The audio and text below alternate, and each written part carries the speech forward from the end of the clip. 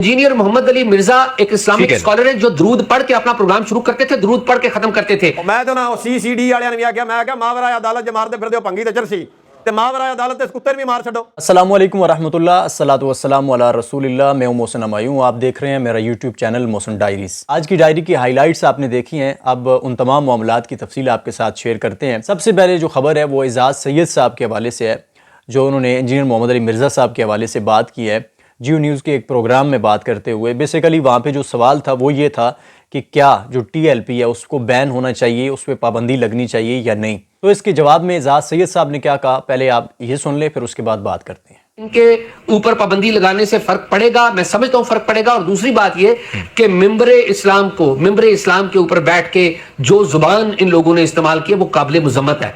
मैं हैरान हूं कि हमारी इस्लामी नजरियाती काउंसिल, ये इंजीनियर मोहम्मद अली मिर्जा एक इस्लामिक स्कॉलर है जो दरूद पढ़ के अपना प्रोग्राम शुरू करते थे, दरूद पढ़ के खत्म करते थे। इस्लामी नजरियाती काउंसिल ने उनके खिलाफ फैसला ले लिया, लेकिन जो अनासर, जो लोग मिंबरे इस्लाम पर बैठ के गालियां देते थे, इस्लामी नजरियाती काउंसिल की आंखें बंद हो गई और उनको सुनाई नहीं दिया। एजाज सैयद साहब ने वाज़ेह तौर पर कहा कि एक तरफ इंजीनियर मोहम्मद अली मिर्जा साहब जो हैं, जो अपनी बात जो है, जो अपना दर्स जो है उसका आगाज़ करते हैं दरूद पाक से। उन पे मौलवी हजरात ने यह फतवा लगाया है कि वो माज़अल्लाह गुस्ताख़ रसूल हैं। एजाज सैयद साहब जो थे उन्होंने हैरत का इजहार किया कि एक तरफ इंजीनियर मोहम्मद अली मिर्जा साहब को पाबंद सलासल किया गया है और दूसरी तरफ से मुफ्तियान कराम ऐसे मौलवी हजरात हैं जो मिंबर रसूल पे बैठ के गालम गलोच करते हैं, इदारों के ख़िलाफ़ अर्ज़ा सराई करते हैं और लोगों पे कुफ्र के फतवे लगाते हैं और हत्ता कि मावराए आइन मावराए कानून लोगों की जान लेने के लिए लोगों को इश्तियाल दिलाते हैं। आपको शर्म आनी चाहिए एंकरो कि तुम इसको अपना बाप बना रहे हो।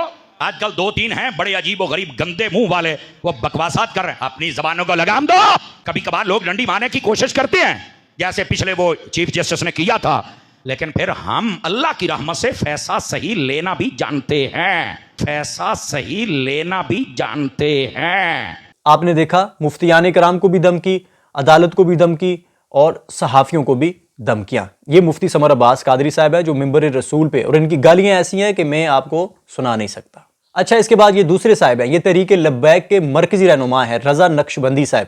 रज़ा नक्शबंदी साहब एक मस्जिद में खड़े होकर क्या कह रहे हैं, लोगों को किस तरह से जेलम की मस्जिद में ये गालबन खड़े थे और लोगों को किस तरह से इंजीनियर मोहम्मद अली मिर्जा साहब के खिलाफ मावराए आइन मावराए कानून मावराए अदालत उन पे हमला करने की, उनकी जान से उनको मारने की धमकी दे रहे हैं। ये भी आप समाअत फरमाएं। और ये मसला आज नहीं तो कल, कल नहीं तो परसों, इन्हों किसी ना किसी बकरे लाना पैना है ताई जाके सुबह बेशक वाह वाह वाह जाना है वाह। तो मेरा ख्याल है कि जो बुज़दिल है वो रोजाना मरता है और जो बहादुर है वो जिंदगी में एक, हाँ क्या कहने वो एक ही बार मरता है, लेकिन वो क़यामत तक फिर उसका नाम जो है वो जिंदा और ताबिंदा रहता है। इसके बाद जो तीसरे रहनुमा है, ये भी मरकजी रहनुमा है तहरीक लब्बैक के नईम चट्ठा साहब। नईम चट्ठा साहब जो हैं, सबसे पहले तो ये देखें कि ये वर्दी के हवाले से इनके ख्याल में ये है कि जो वर्दी पहन लेता है वो दीन ईमान से खाली हो जाता है। सबसे पहले आप ये क्लिप देखें। रहेगी वर्दी दी तो फिर क्या बात है, वो थलियो किसी सिपाही पवा लो या उदा चीफ जस्टिस पवा लो, जिस वेले वर्दी पै जानी है ना मोड़ दा दीन ईमान नाल दूर दूर तक कोई तल्लक नहीं। दूसरा क्लिप इनका इंजीनियर मोहम्मद अली मिर्जा साहब के हवाले से है, इनके ऑफिशियल अकाउंट पे ये सारी चीज़ें मौजूद हैं, अगर ये डिलीट ना कर दें। इस्लामी स्कॉलर इंजीनियर मोहम्मद अली मिर्जा साहब के हवाले से जिस तरह से इन्होंने बात की है वो भी देख लें, और जिस तरह से इन्होंने उनकी मावराए आइन मावराए कानून उनको जान से मारने की जिस तरह से इश्तियाल अंगेज़ी फैलाई है वो भी सुन लें। एक कुत्ता जेलम शेफर्ड वो उत्थे भौंकदा रहे हजूर दे ना लैके ते कौम बेइज्जत ते बेगैरत होके बैठे हो जी, देखें जी ये है तो वो है तो ये ओ या की है। और मैं तो ना CCD वालियां ने भी आख्या, मैं क्या मावरा अदालत ज मारदे फिरदे हो भंगी ते चरसी ते मावरा अदालत ते कुत्ते भी मार छड़ो। तो ये क्लिप देखने के बाद अब आप एजाज सैयद साहब की बात जो है वो समझ गए होंगे कि इंजीनियर मोहम्मद अली मिर्जा साहब जो दरूद शरीफ पढ़ते थे, जो कहते थे मेरे नबी से आई कोई नहीं बाबे ते शाही कोई नहीं, वो जो हैं वो जेल में पड़े हैं और मिंबर व महराब पे इस तरह से सरेआम धमकियाँ देने वाले, लोगों को मुश्ताइल करने वाले, इदारों के ख़िलाफ़, वर्दी वाला जो है उसका दीन ईमान से कोई ताल्लुक़ नहीं। तो आप ख़ुद अंदाज़ा लगा लें, जब आवाम की इस तरह से ज़हन साजी की जाए, मेंबरों में महराब पे खड़े होकर बैठ के जुम्मों के खुतबों में, इजलासों में इस तरह से जब बात की जाए, तो वो क्राउड जो आप लेके जा रहे हैं वो उसकी ज़हनियत किस तरह की होगी। क्या जो वर्दी वाले उनके सामने आएंगे फिर वो उनके गले में फूलों का हार डालेगा, जब ख़तीब साहब अल्लामा साहब उनके सामने कह रहे हैं कि उनका तो दीन ईमान से ताल्लुक़ नहीं होता। वो लोग जो जाने दे रहे हैं, अपनी जानें निछावर कर रहे हैं इस वतन की खातिर, तो उनको दीन ईमान का पता नहीं। और ये जो अल्लामा साहब हैं ये तकरीर कर रहे हैं ان کے پاس جو ہے یہ رجسٹر ہے اور یہ داخلہ اور خارجہ کرتے ہیں ایمان کے حوالے سے لوگوں کا۔ اب جب اس طرح کا رجحان ہو، اس طرح کی ذہنیت ہو، وہاں پہ ریاست جو ہے وہ آپ کو منع کر رہی ہے کہ فلسطین کا معاملہ حل ہو چکا ہے، آپ سائیڈ پہ کہیں احتجاج کر لیں، لیکن آپ کہتے ہیں نہیں، ہم نے امریکی جو سفارت خانہ ہے، ایمبیسی ہے، وہاں پہ ہی جا کے احتجاج کرنا ہے۔ تو ظاہر بات ہے اس کے بعد ٹکراؤ ہونا ہے، اور جب ٹکراؤ ہوگا تو وہ قابل افسوس ہوگا۔ اس میں جو بھی چیزیں ہیں اس پہ ہم نے کہا ہے، جو ہلاکتیں ہوئی ہیں، جس طرح کے معاملات ہوئے ہیں، وہ نہیں ہونے چاہیے تھے، وہ قابل افسوس ہیں۔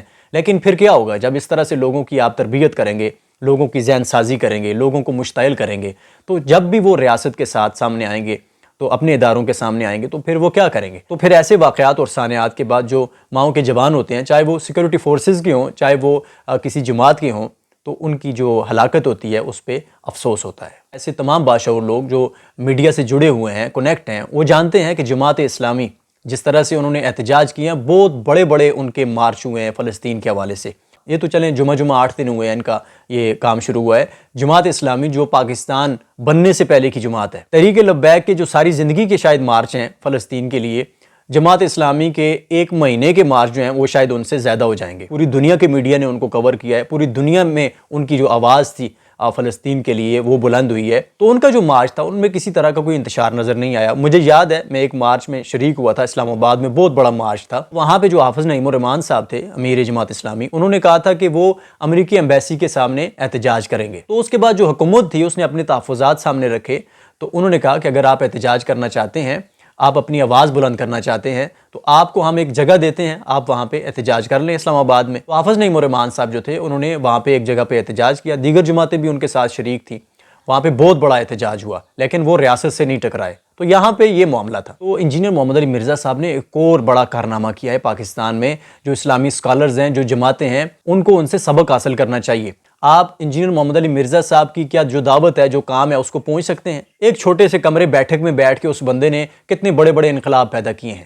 اس نے اپنے جو نوجوان ہیں، جو اسٹوڈنٹس ہیں، جو فرقہ بندیوں کے اثار میں جکڑے ہوئے تھے، نفرت کا شکار تھے، ایک دوسرے کو مسلمان نہیں سمجھتے تھے، ان کے اندر کتنی بڑی تبدیلی لائی۔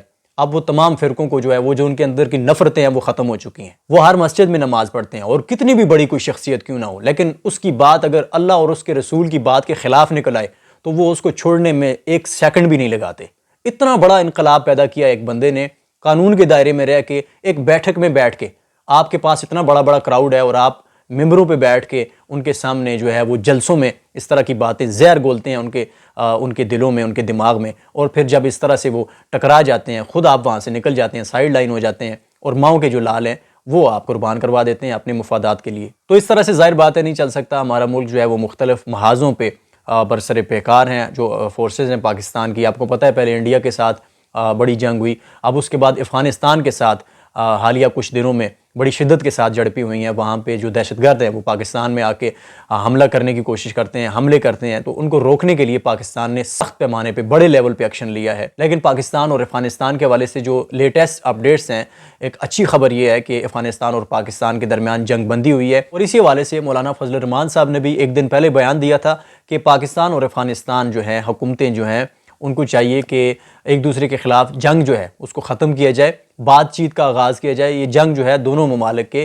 مفاد میں نہیں ہے۔ تو آج کی جو لیٹسٹ اپڈیٹس ہیں ان کے مطابق دوحہ میں ترکی اور قطر کی ثالثی میں یہ مذاکرات ہوئے ہیں پاکستان اور افغانستان کے درمیان۔ تو دونوں ممالک کے جو وزرائے دفاع ہیں انہوں نے جنگ بندی پہ اتفاق کر لیا ہے۔ تو یہ اچھی خبر ہے پاکستان اور افغانستان کے حوالے سے، لیکن یہ بہت بری خبر ہے انڈیا کے حوالے سے، کیونکہ ان کی جو انتہا پسندانہ سوچ ہے مسلمانوں کے خلاف اور پاکستان کے خلاف خاص کر کے، تو وہ یہ موقع جو ہے اس کو بڑا کیش کر رہے تھے۔ ان کا میڈیا جو ہے بڑا خوشیاں منا رہا تھا کہ افغانستان جو ہے وہ پاکستان سے ٹکرا رہا ہے، اور وہاں بیٹھ کے وہ تالیاں بجا رہے تھے کہ افغانستان جو ہے وہ ہمارے اشاروں پہ ناچ رہا ہے، پاکستان کا نقصان کر رہا ہے۔ لیکن یہ جو جنگ بندی ہو گئی ہے یہ انڈیا کے لیے اب بڑی تشویشناک خبر ہے، اور ہم یہی دعا کرتے ہیں کہ ایسی خبریں آتی رہیں جو پاکستان کے لیے بہتر ہوں اور پاکستان کے دشمنوں کے لیے بری ہوں۔